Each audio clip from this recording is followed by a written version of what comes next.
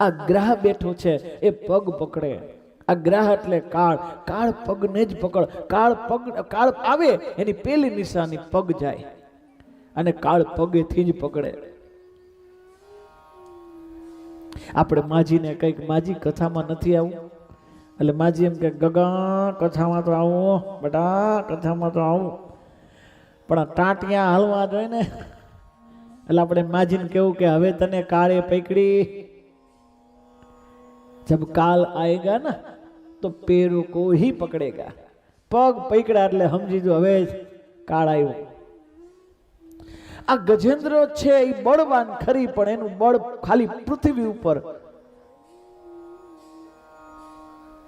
પાણીમાં એનું બળ ન ચાલે. હાથીમાં ગમે તેટલી તાકાત હોય પણ પાણીમાં ન હાલે. પાણીમાં તો ગ્રાહનું જ હાલે. આ હાથી એ જીવાત્મા છે, જીવાત્માનું બધું યુવાનીમાં જ હાલે, યુવાનીમાં ધારે કરે, પણ ગઢપણમાં નો હાલે. આ જીવાત્માનું ગઢપણમાં કાળનું જ હાલવાનું છે, એનું જ હાલવાનું છે. ગઢપણ આવશે એટલે સમજી લેવાનું આપણું નહીં ચાલે. આ યુદ્ધ ચાલે છે કાળનું અને જીવાત્માનું. કાળ ખેંચે છે અને જીવાત્મા ખેંચે છે. આ યુદ્ધ છે, પણ યાદ રાખજો છેલ્લે તો કેવલમ કાળ જ જીતવાનો છે. છેલ્લે કાળ જીતવાનો છે. આ યુદ્ધમાં જીવાત્માને હારવાનું છે, જીતવાનું કેવલમ આ કાળને જ છે. કાળ જ જીતે.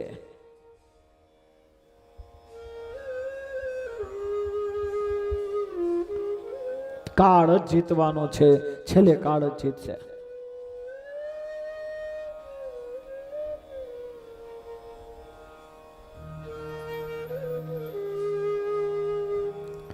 આ પગ બહુ મહત્વના છે. પગ હાલે ત્યાં લગી બધું હાલે, અને આપણું ત્યાં લગી જ હાલે કે જ્યાં લગી આપણા પગ હાલે. પછી આપણું હાલવાનું બંધ થાય. આપણે હાલતા બંધ થાય તો ઘરમાં આપણું હાલતું બંધ થાય. આપણું ત્યાં લગી જ હાલે, પગ હાલતા હોય ત્યાં લગી બધું હાલે. પછી આ શબ્દ બધાને સાંભળવા માટે ત્યારે જ રહેજો. આ સાંભળવાના છે. હવે તમને ખબર ન પડે તમે એક કોર બેસી જાઓ. આ ક્યારે? જ્યારે આપણે હાલવાનું બંધ કરીએ. ઇન્સ્ટા યુનિવર્સિટીનું એક સૂત્ર આપું. નવી યુનિવર્સિટી આવે છે ને, આપણે ત્યાં પારુલમાં ભણીએ, આપણે ઓક્સફોર્ડમાં ભણીએ, આપણે મારવાડીમાં ભણીએ. એ યુનિવર્સિટીમાં જ્ઞાન ન મળે એના કરતું નવું જ્ઞાન તમને રોજ સવારે Insta university, Facebook university, WhatsApp university અને સ્નેપચેટ યુનિવર્સિટીના સૂત્રો મળે.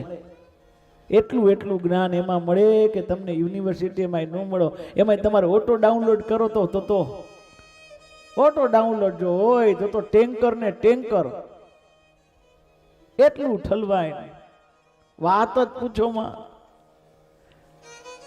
અને કેટલાય તો મેં જોયું છે સીધા વાંચે નહીં, સીધા આવ્યા તી ભેગું ફોરવર્ડ, વાંચે નહીં સીધું ફોરવર્ડ.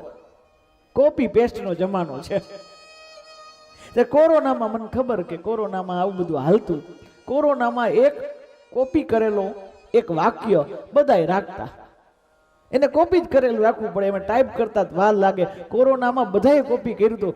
ઓમ શાંતિ, ભગવાન એના દિવ્ય આત્માને શાંતિ આપે. આવું કોપી કરેલ. જેવો ફોટો આવ્યો ઓમ શાંતિ, ભગવાન એના દિવ્ય આત્મા.